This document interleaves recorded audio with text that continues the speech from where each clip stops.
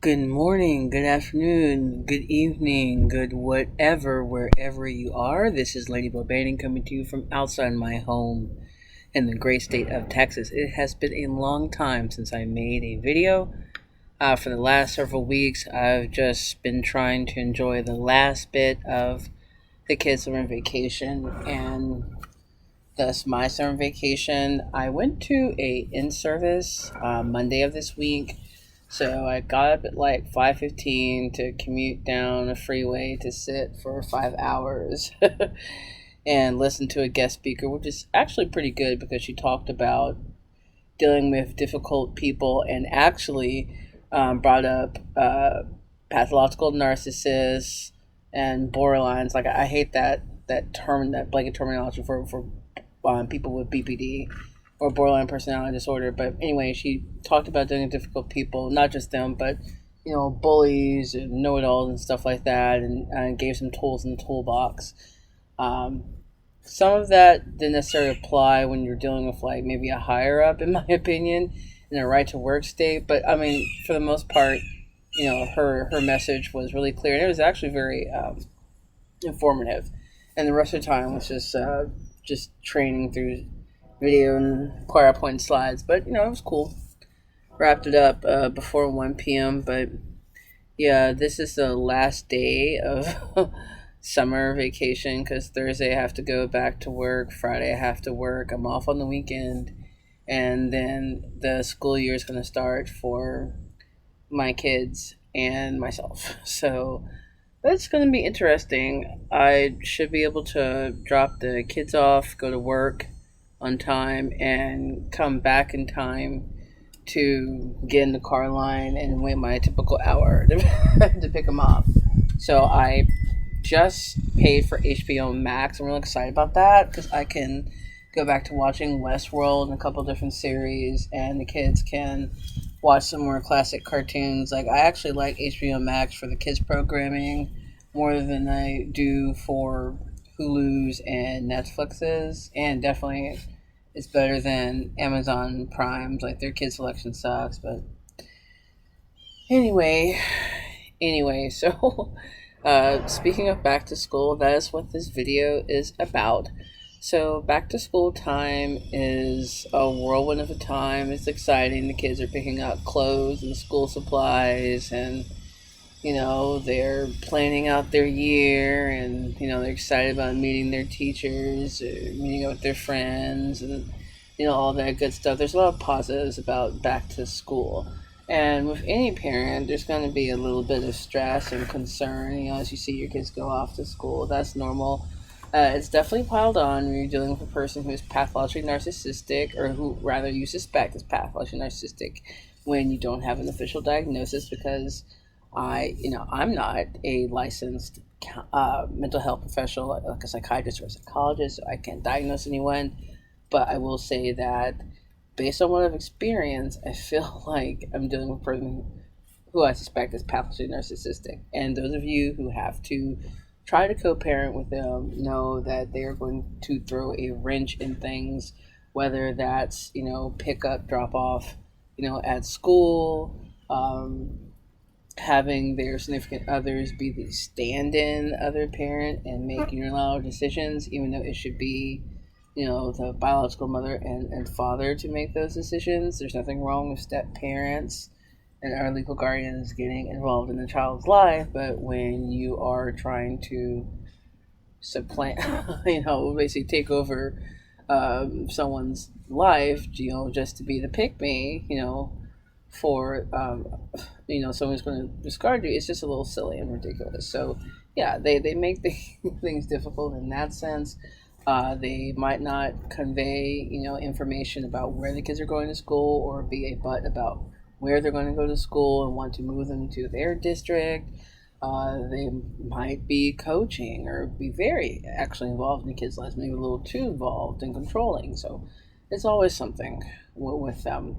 But one thing to keep in mind is that, as always, you need to put your focus on the kids. Invest in what they want to do for the year and how they want to dress, and what they can do with their friends. Join them in that excitement.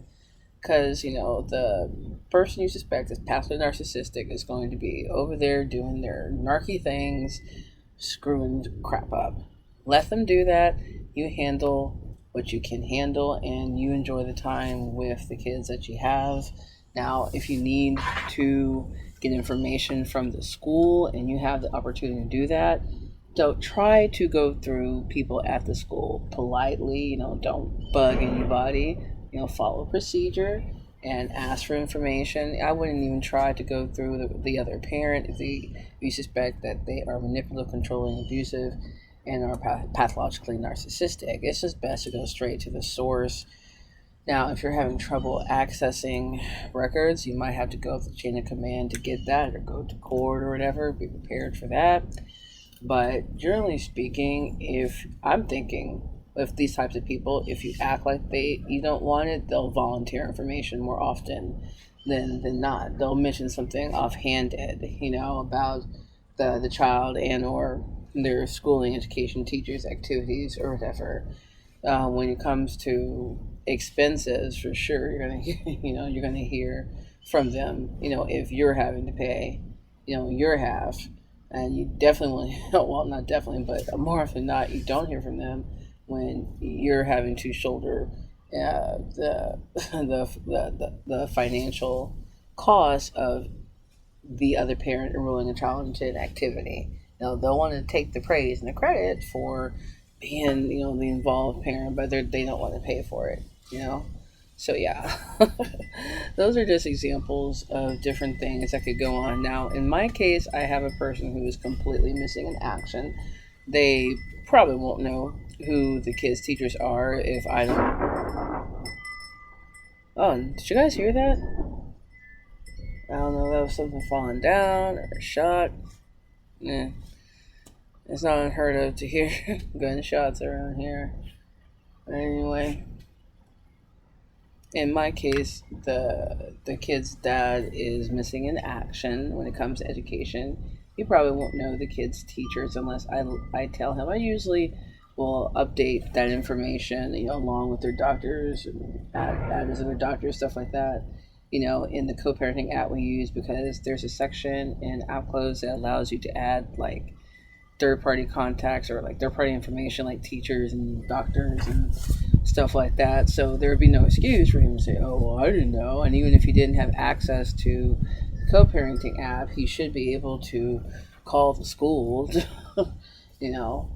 I do try to list him as a point of contact. He really can't be reached or be bothered to respond, but at least it's there. There's no excuse. So I say utilize the tools that you have available to keep the other parent involved. Let them know, hey, there's a newsletter you can sign up for, or hey, check the co-parenting app for teacher information. And if they ask for basic information, like, what's your teacher's name? Just go ahead and give them the name.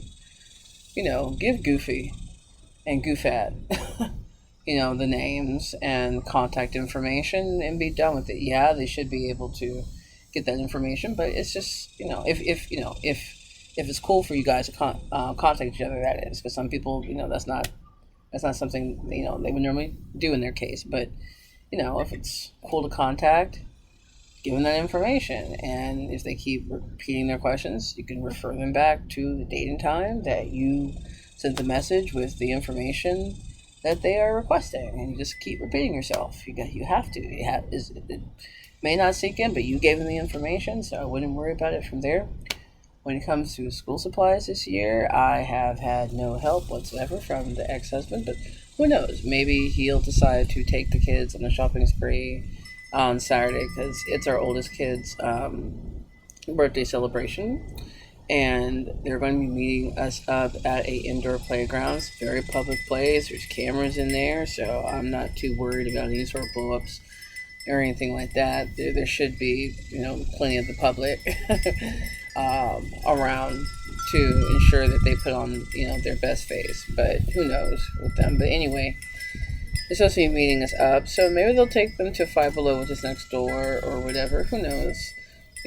But there's been no communication about school supplies, and I wouldn't expect the other parent who you suspect is pathologically narcissistic to help you in any way. If you need help with paying for school supplies, my suggestion, get them when they're on sale. Whenever you can pay 25 to 75 cents for something, go ahead and do it. Go to the dollar stores.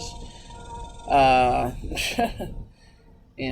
put those school supplies back, like the basic ones. Like, I know school supplies, get more and more expensive and varied, the older the children get, but, there are deals at Walmart and Dollar Tree and Family Dollar and stuff, if they need something, and be on the lookout for social media and local news for, school supply giveaways and drives and things like that. I mean, it happened in, my metropolitan area, so maybe that's not a resource you can utilize, but, just look and see.